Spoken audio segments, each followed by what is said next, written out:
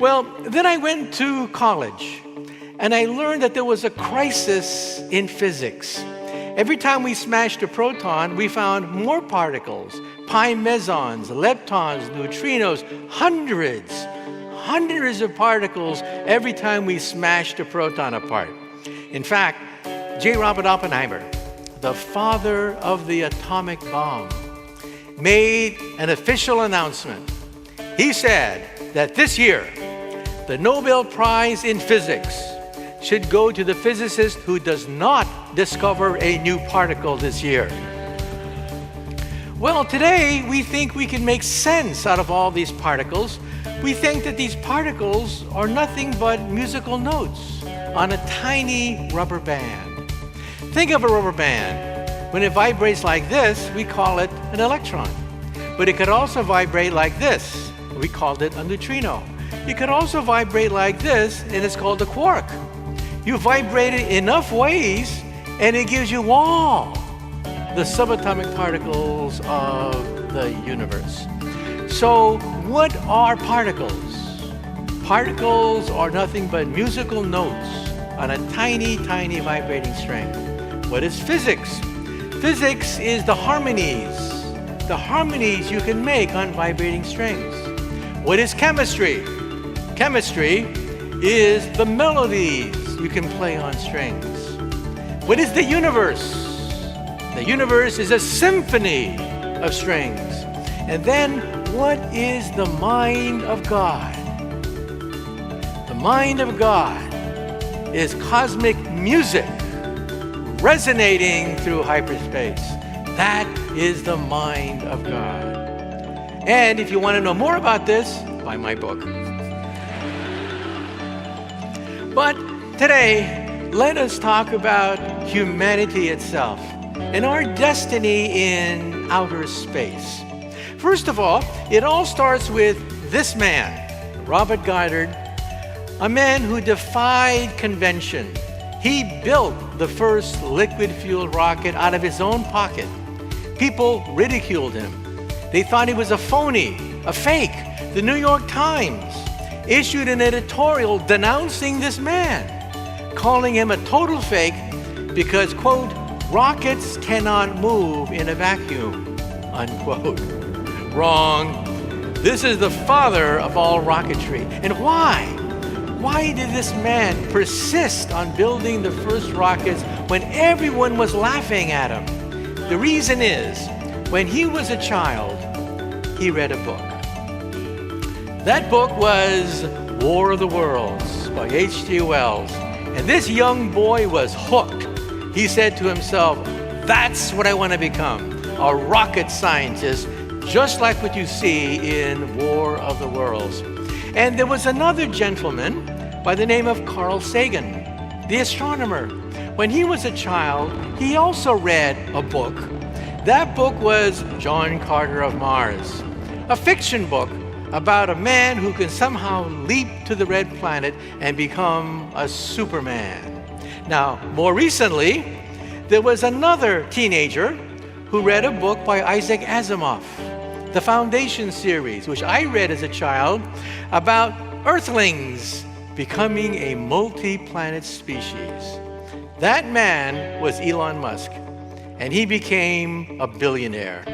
And he's now created a fleet of rockets to fulfill the dream that he had as a child, and that is to lay the foundations for a multi-planet civilization. And why bother?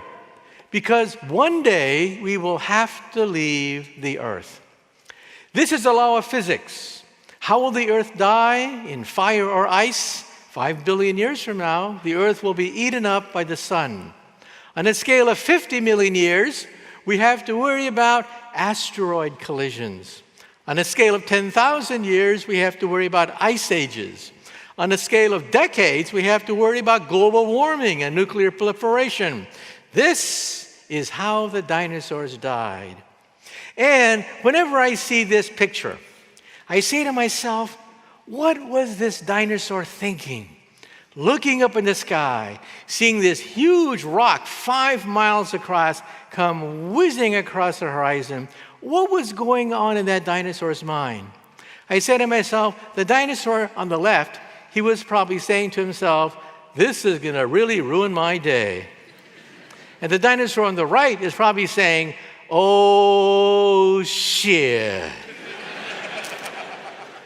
Well, that's what happened to the dinosaurs. And it was good for us because we could then repopulate the earth. But speaking about that, 70,000 years ago, something happened which almost wiped out Homo sapiens. It's amazing. Every time I think about this, I realize that 70,000 years ago, only a handful of us survived this catastrophe. How many? We can calculate the number. A few hundred. Think about it for a moment. 70,000 years ago, a volcano, we think, like the volcano in Yellowstone in the United States, erupted, wiped out most of Homo sapiens, leaving only a handful, maybe 100, maybe 1,000 humans that would then populate the entire earth. So we need a backup plan. We need plan B. We need an insurance policy to make sure that this doesn't happen to us. Now, I'm not saying that we should evacuate the earth or abandon the earth. No, that's too expensive. But we need an insurance policy. And it's getting cheaper and cheaper every year. As I said before, Elon Musk, a private individual, is building his own rocket ship to the moon and to Mars. I predict that our grandchildren will be able to honeymoon on the moon. Prices are dropping like a rock.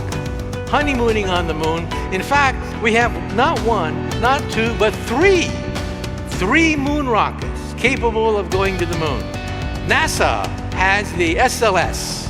Elon Musk has the Falcon Heavy. And Jeff Bezos, richest man on earth, founder of Amazon, has the New Armstrong rocket. This is the BFR. It may eventually take us to Mars. Already a Japanese billionaire has bought tickets to go to the moon on the BFR. This is a historic rocket. Now what does BFR stand for? B stands for big. R stands for rocket. And F stands for whatever you want. Now, some people say that maybe we'll encounter alien life in outer space once we go to the moon and on to Mars. I don't know. However, I'm on radio. Some people call me on radio and they say, Professor, I know the aliens are out there because I've been kidnapped. I've been abducted. I've been on their flying saucers. Well, I have a word of advice. The next time you are kidnapped by a flying saucer, for God's sake, steal something. I don't care if it's an alien chip, an alien paperweight. Steal anything, because there's no law against stealing from an extraterrestrial civilization. No law whatsoever. And just remember, you'll have bragging rights. You'll have proof of what actually happened. Now, I'm going to close in the following comment, and then we're going to open it up for discussions. First of all, when I was a child, a very young kid, I had a role model. My role model was Albert Einstein. And my favorite Einstein story is this. When Einstein was an old man, he was tired of giving the same talk over and over again. So one day, his chauffeur came up to him, and the chauffeur said, Professor, I'm really a part-time actor. I've heard your speech so many times, I've memorized it. So why don't we switch places? I will put on a mustache. I will put on a wig. I will be the great Einstein, and you can put on my jacket and be my chauffeur. Well, Einstein loved the joke, so they switched places. This went along famously until one day, a mathematician in the back asked a very difficult question. And Einstein thought, oh, the game is up. But then the chauffeur said, that question is so elementary that even my chauffeur here can answer it for you. Thank you very much.